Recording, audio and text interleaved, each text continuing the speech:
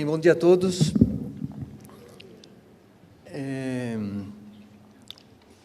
Então, nós vamos começar a parte de conteúdo do nosso evento. A gente tinha planejado fazer uma homenagem a Berenice Piana como introdução ao nosso evento, porque ela aqui no Brasil representa justamente quem muito trabalhou e que muito fez pelo autismo. E quando eu vejo a Michele, vejo a Patrícia, vejo outras mães que pensam no nós e não no eu, e se dedicam e abraçam a causa para tentar divulgar a informação, a esperança, as possibilidades que existem, isso é que me faz mover e estar aqui trabalhando por esse movimento. Realmente são... muitos me perguntam por que eu me dedico ao autismo, e eu digo muito mais do que pelos filhos, pelos pais. Porque toda a ajuda e toda a carga que é ter uma criança autista e todo o trabalho que isso representa, e o quanto que hoje na cultura, do ponto de vista médico, o quanto não se traz esperança, não se dá apoio para uma situação dessa. Assim como todo o pai que recebe o diagnóstico de autismo, primeiro faz duas perguntas básicas. A primeira é, por quê? Por que meu filho tem autismo? Por que isso está acontecendo com meu filho? E a segunda pergunta, depois do porquê, é, o que eu posso fazer pelo meu filho? O que eu posso fazer para ajudá-lo? Essa é a intenção dessa palestra, de tentar resumir e tentar responder essas duas perguntas iniciais. O porquê e o que eu posso fazer. Assim como teve a Berenice Piana, tem a Michele, tem a Patrícia, tem muitos pais aqui, teve um pai que em 1956 recebeu esse diagnóstico, quando nasceu o seu filho Mark, e esse pai foi um dos pais que mais assumiu essa coisa do nós e não eu. Em 1956, o autismo era completamente desconhecido, até da medicina. Ele era um PhD em psicologia e nunca tinha ouvido falar de autismo. E os médicos que eles levavam seu filho, que gritava à noite, se agitava, tinha todos os sintomas do espectro, eles não sabiam o que era isso. Então, esse pai, que se chama Bernard Himmelang, ele inicia a busca pelo tratamento integral, o tratamento de seu filho.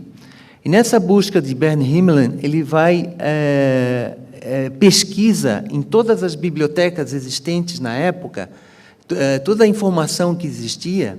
Ele relata que ele ia para uma cidade, tenta imaginar, nós estamos na década de 60, pré-internet, em que todos os arquivos eram tudo manual e físico. Então, ele passava noites indo de cidade em cidade, onde tinha as grandes bibliotecas, e ficava levantando todos revista por revista, artigo por artigo, até que, em 1964, ele lançou um livro que trouxe uma nova visão do autismo.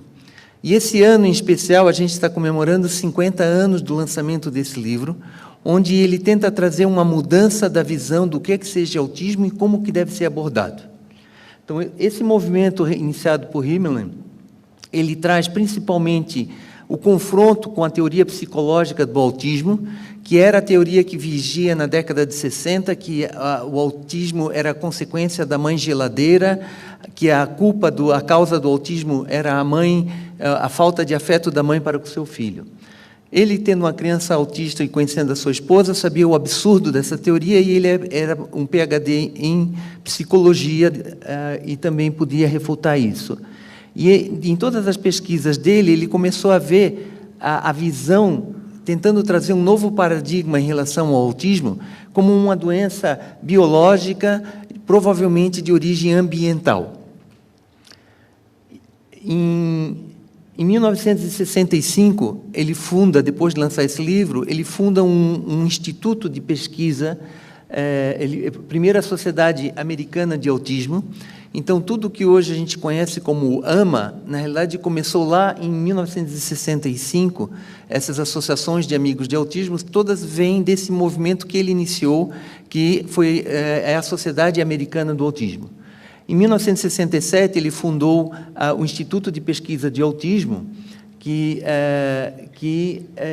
onde tinha a função de coletar toda a informação existente sobre o tema. Então, ele fez um grande banco de dados e alguém tinha uma experiência, tal criança melhorou com a dieta, ele ia lá e compilava essa experiência. Outra, magnésio e B6 funciona para autismo, então o Instituto patrocinava estudos de pesquisa sobre o que era achado. Todo esse conjunto de informações, ele tinha um grande banco de dados, mas não tinha uma divulgação disso para a sociedade e principalmente para os médicos. Então, em 1995, iniciou um novo movimento que se chamou o Movimento DAN, que é uma sigla para Derrote o Autismo Agora, com o intuito de tentar divulgar para a cultura de que existia, e principalmente para os médicos, a questão de uma nova abordagem do tratamento. Em 1995 até 1912, mais ou menos, existiam nos Estados Unidos, e eu, a partir de 2007, fui várias vezes às conferências DAN, que eram justamente onde se juntava, e o que nós tentamos fazer aqui hoje foi uma tentativa de reproduzir no Brasil uma conferência DAN. As conferências DAN, elas sempre tinham essa característica de ter pais, médicos e nutricionistas, ao mesmo tempo reunidos num mesmo ambiente, num hotel ou num anfiteatro, em que tinham palestras comuns e palestras individualizadas. Então, é isso que a gente vai vivenciar nesses próximos 2 dias, esse processo de os pais vão continuar aqui no auditório e, no período da tarde, os médicos vão se reunir e fazer um curso específico, as nutricionistas vão se reunir e vão fazer o seu curso específico. A partir de 1912, começou a surgir uma nova visão de que não era para ser colocado o DAN como algo isolado, algo separado do tratamento, e cada vez vem surgindo mais o que é chamado de tratamento integral do autismo.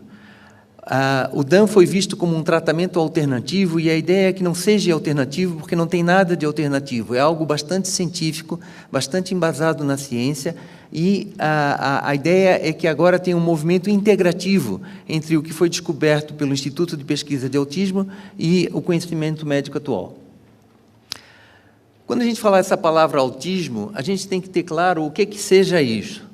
Hoje em dia, esse ano acabou de ser lançado o DSM-5, que é da Associação Americana de Psiquiatria, em que define as doenças psiquiátricas. É um dicionário de saúde mental em que define as doenças psiquiátricas. Tá? Então, a definição de autismo, eles fizeram uma definição nova e bastante estrita. Então, o autismo deixou de ter vários nomes, como tinham até então, e passou a ser chamado de espectro autista, em que tem que ter pelo menos 3 características: uma deficiência persistente de comunicação e interação social. Além disso, deve ter a presença de comportamento repetitivo, interesses restritos. Os sintomas devem estar desde a primeira infância e que devem prejudicar o funcionamento diário. Então, hoje os critérios de autismo são esses, para decidir o que é autismo. Então, todos os diagnósticos que antes os médicos usavam, tipo, não é autista, tem um transtorno global do desenvolvimento ou um transtorno desintegrativo do desenvolvimento, tudo isso deixou de existir e se coloca que tem o espectro autista. Tá? Um dos problemas dessa definição é que 30% das crianças vão perder o diagnóstico, que não vão preencher todos os critérios. E isso vai ser um problema futuro, em termos principalmente de seguro de saúde e reembolsos para tratamento. A síndrome de Asperger também perdeu a sua colocação dentro da síndrome autista, e está colocado como síndrome de dificuldade social, síndrome de fala social, ela está diluída dentro do DSM-5. Então, para a gente definir claro, a definição hoje de autismo é uma definição comportamental. E a medicina já evoluiu muito e em breve essa definição comportamental vai ser transformada. Mas o que é importante dessa definição é que o autismo é um transtorno de desenvolvimento. O autismo não é uma doença psiquiátrica.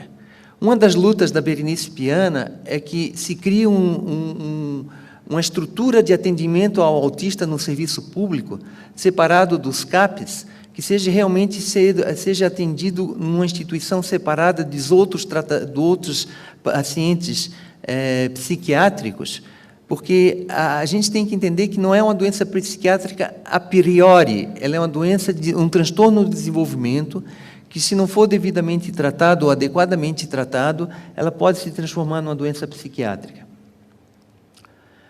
Quando a gente fala de desenvolvimento do cérebro, a gente tem que entender, ter mais claro esse grande processo de transformação e de criação do cérebro humano, que é o ápice da criação biológica, e que tem um processo de grandes transformações. A gente precisa saber que são mais de 100 bilhões de células, e essas células têm um grande crescimento, principalmente no último trimestre, mas em toda a gestação, o cérebro vai passando por várias transformações. Qualquer influência ambiental, qualquer infecção, qualquer inflamação que aconteça em algum momento vai repercutir na configuração futura do cérebro da criança. Então, e este cérebro, quando nasce, ele não nasce pronto, ele nasce apenas com 25% do seu tamanho, do cérebro adulto, e vai ter uma grande transformação desse cérebro desde o nascimento até os 6 anos de idade, principalmente até os 3 anos de idade. A gente tem que lembrar que o cérebro é constituído de neurônios, que são células como essa, representada, e a criança nasce com os neurônios, mas tem 2 processos que ainda não estão prontos quando a criança nasce. Um primeiro processo é a formação dos dendrítios, que é essa conexão entre uma célula e outra. São 100 bilhões de células, mas vão ser 100 trilhões de conexões entre estas células. Então, essas conexões elas vão se formar durante a primeira infância. E outro processo que a gente tem que saber importante é a mielinização do neurônio, que é a cobertura do neurônio por uma capa de gordura que vai fazer com que o impulso elétrico se conduza muito mais rápido.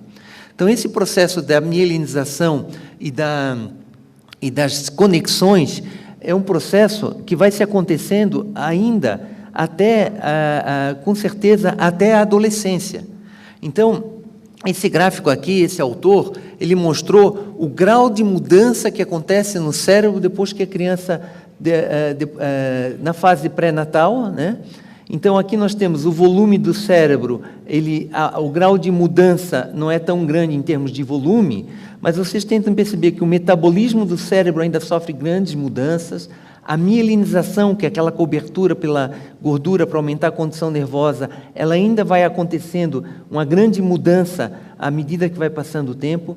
O fluxo sanguíneo aumenta bastante na primeira infância e, principalmente, os receptores entre uma célula e outra, eles vão passando por uma grande transformação até a adolescência.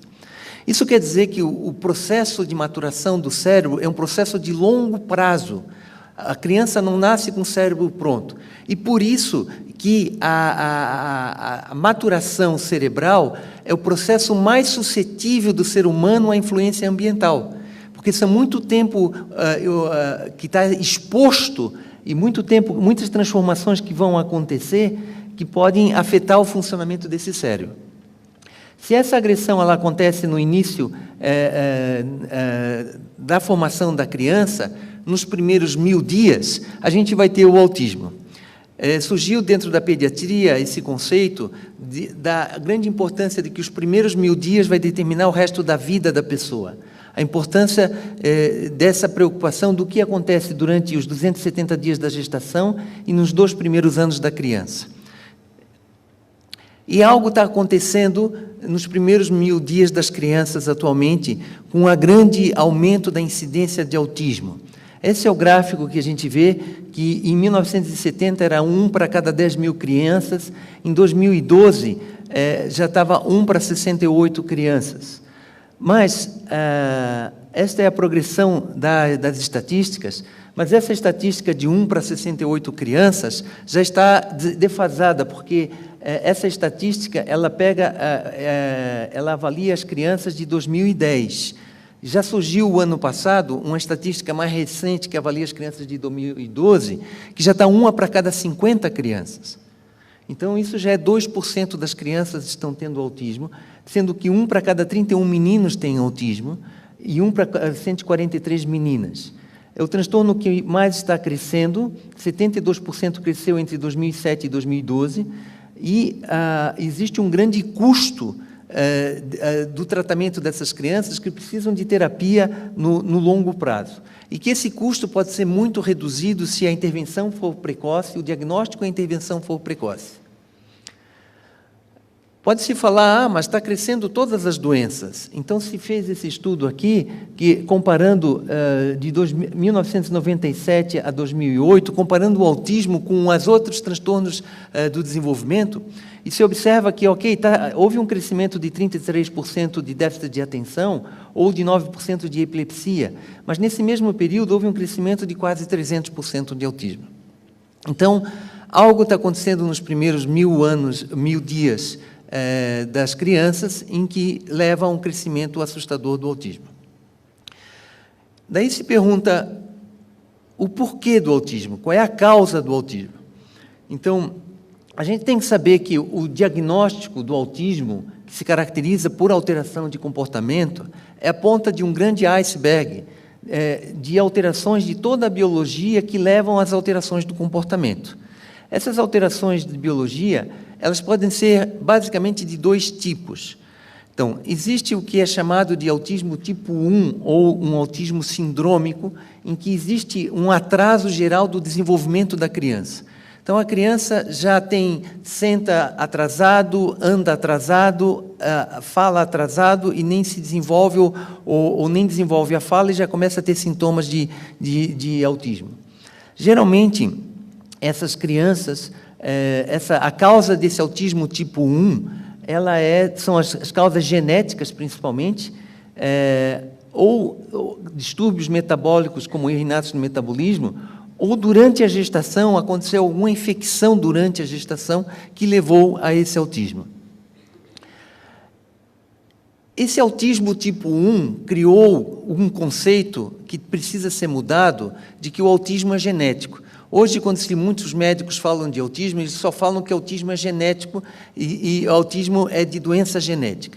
Esse conceito de que o autismo é genético veio principalmente dos estudos feitos com gêmeos univitelíneos ou bivitelíneos, mostrando que os gêmeos que tinham a mesma carga genética tinham uma incidência maior de autismo do que outros gêmeos. Então, os estudos dos gêmeos publicados até a década de 90, todos indicavam que os gêmeos monozigóticos ou univitelíneos, eles tinham um índice de autismo muito grande comparado com os dizigóticos.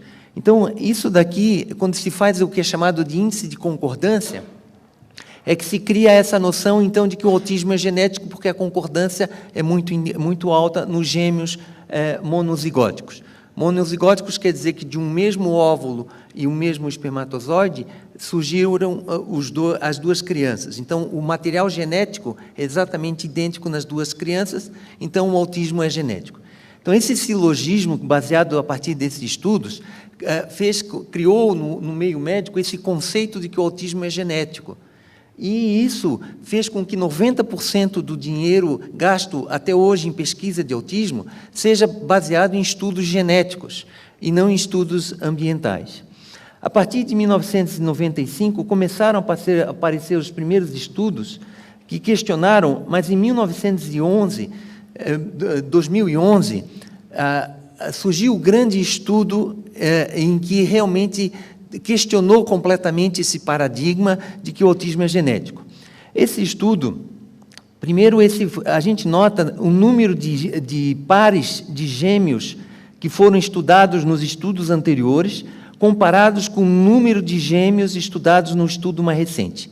Esse foi um grande estudo feito pela Universidade de Stanford com gêmeos na Califórnia, em que mostrou que o índice de hereditariedade do autista não era os 90% como se acreditava antes, mas esse índice de concordância era apenas de 58%. E que o que eles fizeram que os outros estudos não fizeram? Eles foram na casa de cada autista, ficaram 3 dias convivendo com a família, investigando o que era ambiental e o que era genético, o que era ambiental e o que era genético. E eles conseguiram, a partir desse estudo bem realizado, verificar que a contribuição genética calculada foi de 38%, e que de ambiental foi 58%. Então, a conclusão desse estudo, que está publicado na revista de psiquiatria, mostra que a suscetibilidade para o autismo tem forte fator ambiental compartilhado entre gêmeos e moderada hereditabilidade genética. Esse estudo começou a causar um grande questionamento, e como tudo em ciência, um estudo levanta a questão, mas não confirma a questão. E esta semana saiu um novo estudo que confirmou essa questão. E esse estudo foi feito na Suécia, em que se fez um maior levantamento populacional, tentando identificar o risco familiar de autismo. Então, a pergunta que os pesquisadores faziam era, e é uma pergunta que muitos pais me fazem, quando querem ter um outro filho, tem um primeiro filho autista, e me perguntam, eu quero ter um outro filho, qual é o risco de que meu segundo filho seja autista? Então, esses epidemiologistas suecos, eles pegaram mais de 2 milhões de crianças, identificaram 37 pares de gêmeos, 2 milhões de irmãos, quase 500 mil irmãos maternos, irmãos paternos, e quase 6 milhões de primos. E tenta imaginar o tamanho da base de dados de cruzamento dessas informações para conseguir observar e chegar nessa questão de qual é o risco de ter um irmão autista e qual é o risco de definir a questão de que é genético ou não. E o interessante é que eles viram que é óbvio que um gene homozigótico tem um risco muito maior do que a população em geral, tem um risco de 153% de ser autista, mas o risco entre irmãos é de 10%, se for só irmãos maternos é de 3%, e se for entre primos é de 2%. Agora, a grande questão importante desse trabalho é que eles fazem por uma forma estatística bastante complicada, definir o que é genético, o que não é genético, e eles chegaram quase no mesmo grau de determinação genética que o trabalho americano conseguiu, que é em torno de 50% ter uma associação genética. Um outro estudo que saiu recentemente sobre a questão da genética, nos Estados Unidos esse estudo ainda não foi publicado, eu vi numa apresentação, em que eles pegaram mais ou menos 2.000 pais e crianças autistas e fizeram o genoma do pai, genoma da mãe, genoma da criança, e eles viram que de toda a amostragem, eles só conseguiram achar algum problema genético em 25% dos casos. Isso pegando o genoma do pai, genoma da mãe, genoma da criança, genoma do pai, cruzando todas as informações. Dessas 25%, o que eles conseguiram achar? 10% tem síndromes genéticas conhecidas, né? 5% de anormalidades cromossômicas, algumas mudanças do número de cópias de cromossomas e algumas alterações genéticas específicas. Hoje em dia, cada vez está mais fácil se estudar o genoma e se ver as alterações genéticas. No Brasil está começando a chegar, e alguns centros já se fazem. Lá em Florianópolis a gente já faz esse teste de hibridização genômica comparativa, em que se consegue fazer um estudo, em muitos casos de crianças em que não tem uma resposta com o tratamento que eu tento aplicar, eu vou no estudo genético e acho microduplicações, nos cromossomas que conseguem explicar que esse autismo tem origem genética. Além da origem genética, além disso, tem uma origem genética que é só de um gene modificado, que é o chamado do polimorfismo único de nucleotídeo, em que só uma base do gene, então, aqui os genes, aqui está uma representação esquemática do cromossoma, em que é uma soma às vezes, com a alteração de um único gene, você altera a síntese de uma proteína, e a síntese inadequada dessa proteína ou dessa enzima vai ter uma repercussão clínica, tá? Então, já chegou no Brasil esse ano também, o que a gente chama de um estudo nutrigenômico, que é a gente fazer um estudo da criança só de alguns genes específicos, em que interferem no metabolismo. E qual é o metabolismo que a gente tenta estudar? É principalmente esse metabolismo, que é um ciclo que é chamado da metilação e da sulfatação. A metilação e a sulfatação é uma reação química que acontece na maioria das células do corpo, que é produzir radicais metil, que vão ajudar na metilação do DNA e dos neurotransmissores, assim como vão ajudar na produção dessa grande substância que se chama glutationa, que é a principal detoxicante do corpo. Então, a gente consegue juntar a genética com o ambiental, fazendo esses estudos nutrigenômicos. E daí existe o autismo tipo 2, em que é aquela criança que é chamado também de autismo regressivo, aquela criança que se desenvolvia normal até 18 meses, e com 18 meses ele teve uma regressão. Esse autismo tipo 2 é muito mais frequente em meninos, e ele pode ser causada, a causa que a gente explica hoje, é principalmente por causas ambientais. Essas causas ambientais, elas estão ligadas quer sejam causas tóxicas, causas infecciosas, ou até uma alergia alimentar pode inflamar o cérebro, que vai levar a uma neuroinflamação subclínica. Cada vez mais se comprova que esse autismo tipo 2 é um cérebro inflamado.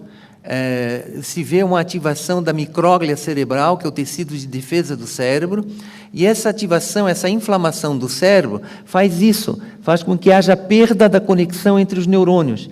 Então, aqueles dendríticos que cresceram, eles foram perdendo as conexões entre as células, tá? E muitos estudos já mostram que essa ativação microglial é muito importante como causa do autismo tipo 2. E o que essa neuroinflamação vai fazer principalmente com que se perca conexões entre partes do cérebro. Então, as conexões, o cérebro, ele é uma grande emaranhado de cabos. Então, tem cabos que são conexões chamadas conexões curtas dentro de um mesmo lobo cerebral, e tem as conexões longas que ligam uma parte à outra do cérebro. Para que nós conseguimos coordenar todo o funcionamento humano, várias áreas são ativadas e têm que ser conectadas ao mesmo tempo. Então, essa perda da conexão cerebral, hoje em dia, consegue ser documentada através de um novo tipo de ressonância, que se chama ressonância por difusor de tensão, em que se consegue ver as grandes conexões do cérebro, não as pequenas, em que se vê uma alteração da conexão desta área com o restante do cérebro. Então, é muito comum a criança autista fazer uma tomografia, uma ressonância, e o laudo vir normal. Isso é um achado muito frequente do dia a dia. Ah, doutor, quer fazer uma ressonância para ver o cérebro do meu filho?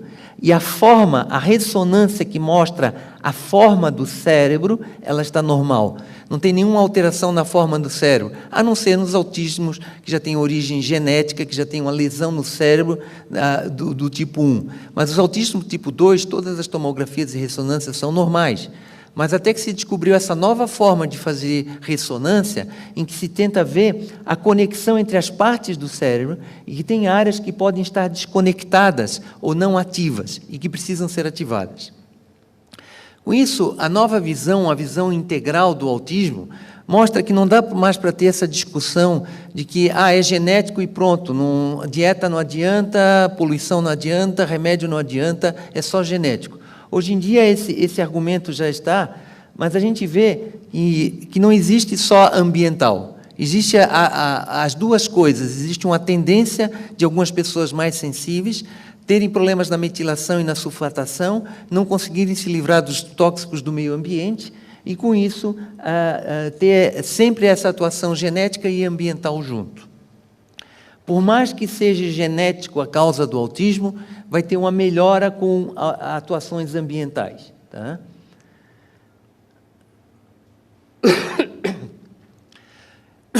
Se pergunta, mas por que isso está acontecendo tanto? E uma das causas que se está descobrindo recentemente é a idade com que se está tendo filhos hoje em dia. Cada vez mais se atrasa a paternidade e a maternidade, a mulher moderna só quer ter filho depois de realizada profissionalmente, o homem não quer se comprometer e fazer uma família só mais tarde. Então, nós temos uma cultura que está cada vez atrasando mais a paternidade e a maternidade, e existe uma relação direta entre a idade dos pais e a incidência de autismo. Existe também, muitos pais me perguntam, então eu vou congelar os meus óvulos e fecundar depois. A questão é que os métodos de fertilização in vitro também aumentam a incidência de autismo. Então, existe uma incidência maior de autismo em crianças nascidas com fertilização in vitro. A carga tóxica como causa de autismo, ou associada ao autismo, sempre foi uma coisa que se levantou. Essa é a grande discussão do movimento do Instituto de Pesquisa de Autismo, de sempre chamar a atenção para a causalidade ambiental do autismo. E começaram a sair estudos em que conseguiram ver quanto de toxicidade tinha no cordão umbilical de um bebê. Então, a toxicidade ambiental, ela tem que ser entendida como carga tóxica. Hoje em dia se fala, é tão pouquinho, isso não vai fazer mal. É só um pouquinho, não faz mal. Então, de pouquinho em pouquinho vai se formando uma carga tóxica, e essa carga tóxica total é que passa a ser lesiva para o desenvolvimento do cérebro. E não uma coisa, um tóxico isolado. É mercúrio? É chumbo? Não, é a soma de toda essa toxicidade ambiental é que pode lesar o desenvolvimento cerebral. Esse ano a gente teve um grande trabalho confirmando a causalidade ambiental do autismo. Esse foi um trabalho também muito extenso, feito nos Estados Unidos, e é um trabalho que eu achei genial a ideia deles. Eles chegaram e perguntaram assim, como é que a gente consegue ver a causalidade ambiental do autismo? Então, a gente tem que procurar uma outra patologia que também tem a causalidade ambiental e tentar cruzar a incidência dessa outra patologia com a incidência do autismo. Então, existe uma patologia em que a causalidade ambiental está bem definida na medicina, que são as más formações do trato gênito-urinário. Então, criptorquidia, hipospádia, qualquer defeito no trato gênito-urinário, ele está provado que tem uma causalidade ambiental. Por quê? Porque, principalmente, os organos fosforados, os pesticidas, a química tóxica, funciona como xenoestrógeno, como um estrógeno estranho ao corpo, e pode causar um distúrbio no funcionamento hormonal normal. Então, essa causalidade ambiental das doenças gênito-urinárias já está bem definida na medicina. Daí, o que esses pesquisadores fizeram? Eles cruzaram, nos Estados Unidos inteiro, a incidência entre malformações gênito-urinárias e incidência de autismo. E o mais interessante foi isso, em que, à medida em que tu aumenta a incidência das malformações, tu aumenta a incidência do autismo. Então, esse cruzamento de dados confirmou, de forma cabal, a questão, a influência ambiental do autismo. Eles, para confirmar que isso não era aleatório, eles cruzaram com distúrbios de aprendizados e viram que distúrbios de aprendizados não tinham essa relação ambiental tão clara quanto tinha com o autismo. Então, a primeira coisa que eu quero deixar é essa, e esse é um dos grandes questionamentos que o movimento biomédico e que o Instituto de Pesquisa de Autismo levanta, e que o movimento do autismo levanta, é justamente isso, de que a gente está numa cultura e num ambiente que está sendo deletério para o ser humano. E o que é mais, dentro do ser humano, o que é mais sensível, mais do que o aumento de incidência de câncer no adulto ou na velhice, é o aumento de doenças de neurodesenvolvimento por essa toxicidade ambiental. Uma outra coisa que tenta se trazer é uma visão do autismo não como uma doença cerebral, o autismo como uma doença sistêmica. Então, quando você tem um transtorno de desenvolvimento do cérebro, esse não desenvolvimento do cérebro está interligado com todos os outros sistemas, não tem como separar o cérebro do resto do corpo. Então, a medicina funcional é um movimento que surgiu nos Estados Unidos nos últimos 20 anos e está chegando só no Brasil agora, que tenta quebrar essa visão linear da medicina de causa e efeito. Ela tenta trazer uma visão sistêmica da medicina. Então, eles entender a medicina como um conjunto inumerável de fatores entrelaçados, um influenciando o outro, e não como uma causa e um efeito. Não é só que o gene causa problema neurológico. O gene causa problema metabólico, que pode afetar o imune, que pode afetar o neurológico. O ambiente vai afetar as mitocôndrias, que vão dar estresse oxidativo, que vão afetar o neurológico. O gastrointestinal afeta o neurológico, que afeta um sistema afetando o outro. Então, esse modelo de visão sistêmica do corpo humano, esse foi o que me encantou de estudar, porque quando a gente vê o autismo, a gente não vê que ele tem só um problema neurológico. Ele tem problemas imunes, tem problemas gastrointestinais, tem problemas metabólicos que vão afetar o cérebro, e o cérebro vai afetar esses outros sistemas. Então, essa é outra visão de a gente trazer o autismo como doença sistêmica. E daí nós pedimos exames para comprovar isso. Quando a gente vê um teste de IgG de alimentos que mostra uma grande... Isso é o que eu vejo no dia a dia, grande alergia a laticínios e trigo, é que daí a gente diz que precisa fazer de dieta, porque isso pode ser comprovado com testes. Quando a gente fala de disbiose intestinal, a gente não está falando de algo etéreo ou filosófico, tem algo concreto que a gente pode pegar a flora do intestino e ver que está cheia de fungos. Isso é um exame de uma criança minha em que tinha transtorno do espectro autista. Assim, se a gente não pegar, a gente pode pegar a urina e ver vários marcadores urinários mostrando alterações no metabolismo dessa pessoa. Então, isso faz com que exista a necessidade de uma mudança do paradigma de como se entende o autismo hoje.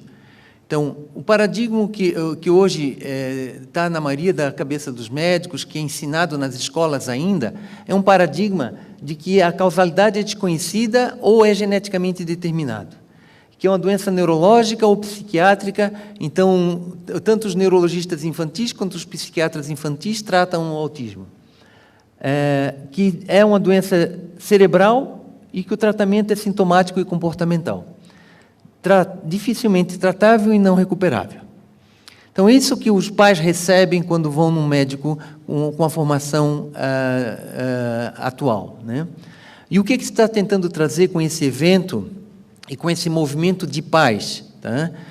É justamente a divulgação desse novo paradigma, de que ele pode ser ambientalmente estimulado em pessoas que têm uma tendência genética, é uma doença sistêmica, ela é uma doença que afeta também o cérebro. E que o tratamento, a gente tem que buscar uma etiologia. Muitas vezes a gente acha, e quando a gente acha, tem os melhores resultados. E o tratamento tem que ser uma estimulação imunometabólica. E que ele é tratável e recuperável. Não se fala de cura, se fala de recuperação, de melhora desse quadro. E é isso que é a grande diferença entre um médico e um pai. Essa foi a série de autismo que teve o ano passado na Globo, em que o Drauzio Varela trouxe o mundo do autismo. E nessa série, para mim, teve um dos momentos mais interessantes, foi justamente esse momento em que um pai que é autista e tinha filhos autistas, dava o testemunho dele em relação ao trigo. Ele chegava e dizia assim na série: olha, quando eu dou esse pãozinho, e daí ele aponta o pão de trigo, eu fico mal e o meu filho fica mal, que é autista. Quando a gente come esse pão de polvilho, nós passamos bem. Na sequência da série, entra o Dr. Drauzio Varela e fala: não existe trabalho cientificamente comprovado de que a dieta afeta o autismo. Então, a pergunta que os pais, e por isso que isso é um movimento de pais, é que o pai não está preocupado com cientificamente comprovado. O pai está preocupado em como que eu melhoro o meu filho hoje, como que eu faço com que ele não tenha dor de barriga, como que eu faço que ele durma, como que eu ajudo o meu filho. O médico tem a preocupação com o cientificamente comprovado e só faz o cientificamente comprovado. Só que essa é a situação que se coloca hoje, em que esse sofrimento que o pai vive no dia a dia, o médico só diz, não, ainda não tem trabalhos que mostrem que isso funciona. Então, o movimento dos pais, ele chega e diz, ok, mas isso não vai fazer mal para o meu filho, eu posso experimentar. E pode experimentar e ver o resultado, e nada mais científico do que o resultado prático e objetivo em cada criança. Não se está pensando em experimentar nenhuma droga, nenhuma coisa que faça mal para a criança. Está se pensando em ver se uma dieta vai ajudar ou não. Então, o pai tem o direito de experimentar e ver se isso funciona ou não. E daí é que surge o movimento de tentar integrar, e a proposta do tratamento integral é de fazer uma integração das várias abordagens. Então, a gente tem uma primeira abordagem, uma primeira área que é básico em qualquer criança, principalmente quando a gente tem uma visão sistêmica, que é a parte da saúde geral, a nutrição, o sono. Então, essa parte tem que ser vista e tem que ser integrada no tratamento do autista. A modulação do comportamento, o uso da risperidona, o uso do neuleptil, o uso das substâncias, que é o que o médico hoje, o médico alopata normal hoje faz, é apenas uma parte dessa abordagem. Assim como a estimulação, que é o que os terapeutas fazem, é uma outra parte. Então, o que eu vejo, e por que veio o impulso de não divulgar mais só o tratamento biomédico, que tratava da questão da dieta e ambiental, e tentar trazer para o Brasil a visão do tratamento integral. Porque existem problemas em todas as três abordagens. Então, eu vejo muitos terapeutas que ficam muito contentes quando o paciente começa a fazer a dieta e daí ele consegue fazer a terapia. Eu vejo muitas pessoas que estão vinculadas ao tratamento biomédico, aos grupos de Facebook, que poderiam se beneficiar usando algum remédio no seu filho e não só dieta. Então, essa abordagem separada entre as três abordagens, a integração é que vai ser essa proposta do tratamento integral. Então, a ideia é que primeiro se trate o intestino, primeiro se cuide da saúde geral. Primeiro se busque a questão da detoxicação, as questões ambientais. Por quê? Porque se isso não tiver resolvido, vai levar a um uso maior de medicamentos alopáticos e vai levar a uma dificuldade maior do terapeuta funcionar. Tá? Então, a questão da dieta e do intestino, essa é uma primeira coisa que tem que ser vista na criança, se isso não está afetando. Porque uma criança autista não vai dizer, mamãe, está doendo a minha barriga. Ela vai gritar, ela vai entrar acordar no meio da noite, ficar agitada, tem uma série de sintomas que não são sintomas gastrointestinais por problemas gastrointestinais. Então, primeiro ter certeza de que esse trato gastrointestinal está funcionando, de que a base da saúde começa com a digestão, é uma abordagem básica. Depois, a gente tem o uso dos neuromoduladores, que podem ser neuromoduladores alopáticos, como a risperidona, mas também podem ser naturais. Existem grandes resultados também com substâncias naturais, melhorando o comportamento dessas crianças. Assim como existem algumas crianças que têm um componente imunológico importante, em que o tratamento imunológico pode ser o mais importante. E a gente tem as terapias, que hoje à tarde, amanhã vão ser colocadas, sobre as várias terapias, em que tentam se estimular esse cérebro e recuperar esse cérebro. Agora, nos últimos anos, a gente vai ter cada vez mais estão surgindo cada vez mais trabalhos em que não se estimula o cérebro através de terapia, mas através de aparelhos. Tá? Nos Estados Unidos já é muito tempo usado a medicina hiperbárica de baixa pressão para o tratamento do autismo. Então, tem vários trabalhos mostrando a melhora comportamental, a melhora do cérebro, colocando com o uso de hiperbárica de baixa pressão. Existe o TMS, que é um aparelho de estimulação transmagnética, que está se fazendo os primeiros trabalhos com autismo. Existem muitas coisas que são tratamentos de estimulação cerebral que levam à recuperação de áreas do cérebro. Quer dizer, futuramente a gente vai ter, além das terapias de estimulação, a gente vai ter os tratamentos de estimulação. Fazendo um parêntese sobre a hiperbárica no Brasil, essa é uma das dificuldades que nós temos aqui, porque quando foi regulamentado o uso da medicina hiperbárica no Brasil, não se colocou o autismo como uma das indicações permitidas para o uso da hiperbárica. Então, os pais, mesmo querendo, têm grandes dificuldades ou têm uma verdadeira impossibilidade de se fazer medicina hiperbárica no Brasil. É uma das coisas que nós temos que se mobilizar e tentar mudar esse cenário para conseguir fazer no Brasil.